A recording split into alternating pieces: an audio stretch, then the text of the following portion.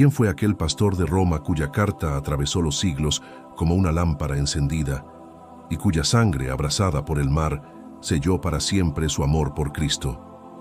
Nacido en el corazón del imperio, San Clemente I vivió en el cruce decisivo entre la memoria de los apóstoles y la expansión silenciosa de la Iglesia naciente. Era el último tramo del siglo I, cuando la fe cristiana, todavía joven, se sostenía en casas humildes, en catacumbas y en corazones ardientes. Roma, poderosa y altiva, no entendía la mansedumbre del Evangelio, y el nombre de Jesús comenzaba a ser pronunciado con recelo por los poderosos.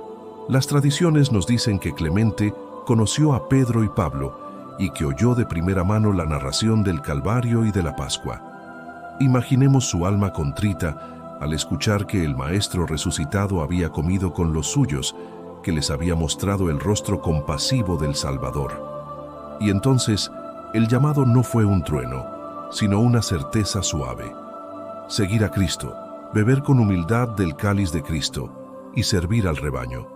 Desde ese día, Clemente fue consciente de que la providencia divina lo invitaba a una obediencia concreta, hecha de servicio, escucha y valentía. Con el paso del tiempo, la comunidad de Roma lo reconoció como un hombre de corazón firme, prudente y tierno a la vez.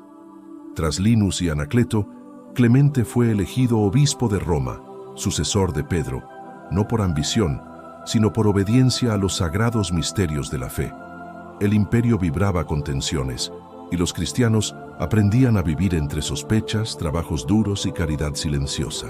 Clemente aprendió a sostener la unidad de las comunidades con una paciencia que es ya un milagro de la misericordia infinita de Dios. Un día llegó a Roma una herida preocupante. En Corinto, los fieles estaban divididos, habían depuesto a algunos presbíteros y el cuerpo de Cristo sufría.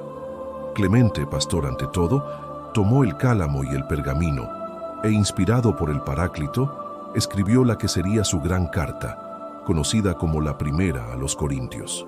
No se impuso con dureza, sino con una autoridad que nace del amor y del testimonio de los apóstoles.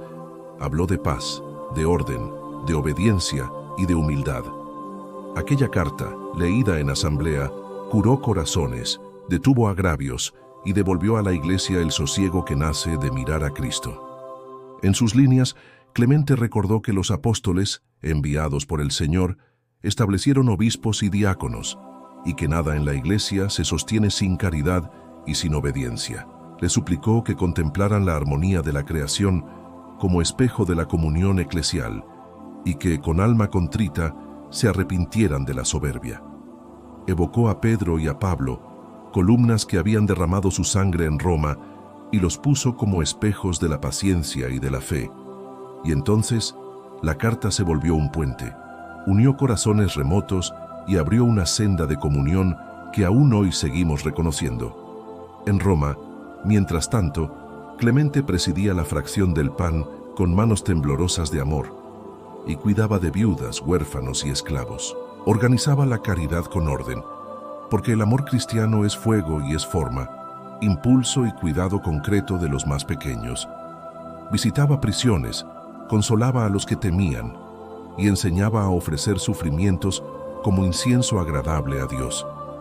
No había grandezas visibles, pero sí un perfume de santidad que iba penetrando las grietas del mundo pagano. Con el paso de los años, la persecución volvió a intensificarse. Primero con Domitiano, luego bajo Trajano, el aire se llenó de amenazas. El nombre de Cristo, sin escándalo, se volvió motivo de sospecha, y la cruz fue propuesta una vez más como destino de los fieles. Clemente no buscó huir, siguió cuidando del rebaño con serenidad, sabiendo que el pastor verdadero no abandona a sus ovejas. Y entonces llegó la prueba decisiva, el exilio.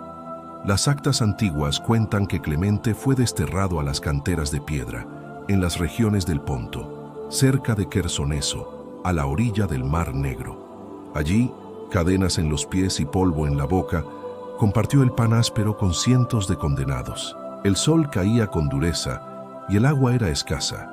La sed mordía como un hierro caliente y las fuerzas se agotaban. Un día, movido por la compasión y la fe, Clemente elevó una oración breve al Señor de la vida y pidió agua para sus hermanos. Miró el horizonte y, según la tradición, vio un cordero sobre una colina. Lo siguió, golpeó con un pico la roca y brotó una fuente limpia y generosa. La noticia corrió como fuego. Los sedientos bebieron, los corazones se ensancharon y el nombre de Jesús fue pronunciado con gratitud. Aquel manantial no fue solo un alivio físico, fue un signo de que el Paráclito no abandona a los suyos. Desde ese día, muchos prisioneros pidieron el bautismo y, en la penuria, nació una iglesia viva y fraterna. Clemente, con paciencia de padre, enseñó la doctrina apostólica, animó a la oración y organizó pequeñas asambleas en torno a la palabra. Las piedras que oprimían sus manos se transformaron en pequeñas capillas.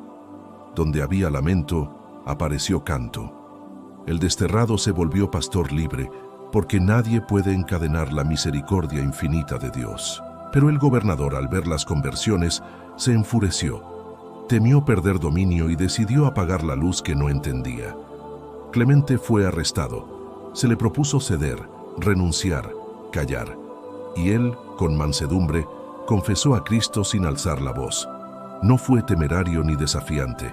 Fue fiel, como quien ama y no puede negar al amado. Y entonces se dictó sentencia: atarlo a un ancla y arrojarlo al mar, para borrar su rastro y su memoria. Le ataron las muñecas. El ancla, símbolo de esperanza para los cristianos, se volvió también sello de su martirio. Clemente elevó una última oración por su pueblo, por los carceleros, por los gobernantes, por la iglesia extendida hasta los confines. Dice la tradición que el mar lo recibió sin violencia y que la paz de Cristo, más profunda que las aguas, envolvió su tránsito. No terminó allí su historia. El pueblo de Dios siguió viendo en Clemente un testigo veraz y un intercesor cercano. Mucho tiempo después, los santos hermanos Cirilo y Metodio, evangelizadores de los pueblos eslavos, buscaron sus reliquias con devoción, y se cuenta que hallaron sus restos y el ancla, como confirmación de una vida totalmente anclada en el Señor. Estas memorias, guardadas por la Iglesia, no son fábulas para entretener, sino recuerdos para encender la fe. Volvamos a su carta a los Corintios, que aún hoy nos habla con frescura y autoridad de Padre. Allí aprendemos que la unidad no nace de la imposición, sino de la obediencia amorosa al querer de Dios. Clemente nos enseña que la autoridad es servicio, que la corrección fraterna cura, y que la humildad ordena lo que la soberbia despedaza. Cuando el corazón herido escucha esa voz, vuelve a la paz, y la comunidad se vuelve casa donde el espíritu descansa. Su vida entera dice que el sufrimiento ofrecido se transforma en fecundidad, que las cadenas no detienen el Evangelio.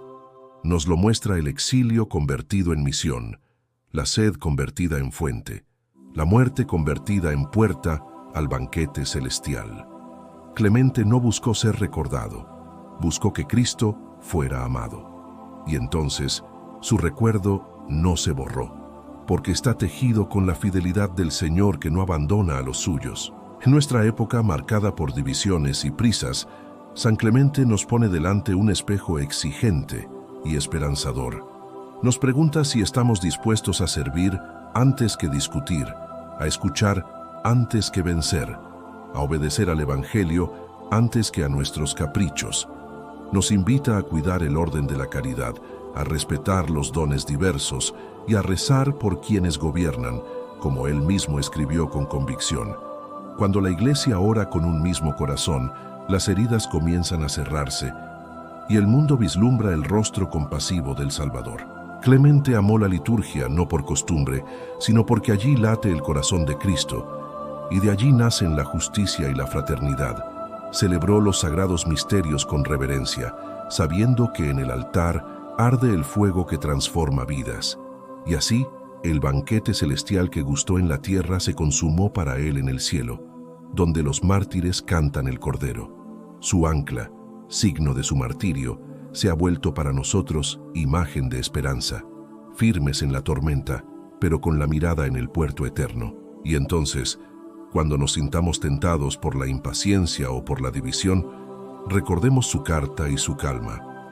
Cuando falte el agua de la fortaleza, pidamos como Él y confiemos en que el Señor abrirá una fuente en la roca. Cuando la prueba apriete, miremos al mártir que no claudicó y al pastor que no dejó de amar. En su memoria, el Espíritu reaviva en nosotros la certeza de que la Iglesia no camina a ciegas. Cristo es su luz y su guía. San Clemente nos deja un legado claro: unidad, humildad y esperanza firme en Dios. Nos enseña a obedecer no por miedo, sino por amor, y a corregir con lágrimas más que con gritos. Nos recuerda que el martirio puede ser de sangre o de paciencia, pero siempre es fecundo cuando se ofrece con Cristo. Y entonces, en el rumor de las aguas que un día lo recibieron, escuchamos todavía el susurro de un pastor que nos dice: permanezcan en la caridad, que su palabra apostólica sostenga a nuestras comunidades y que su ejemplo nos fortalezca en la hora de la prueba. Que aprendamos a escribir, con obras, la carta viva que el mundo necesita leer. Si hoy una familia se reconcilia, si una parroquia se une, si un corazón regresa a la confesión con alma contrita, el testimonio de Clemente sigue dando fruto. Así, la historia del primer siglo toca la nuestra, y la gracia de aquel manantial vuelve a correr.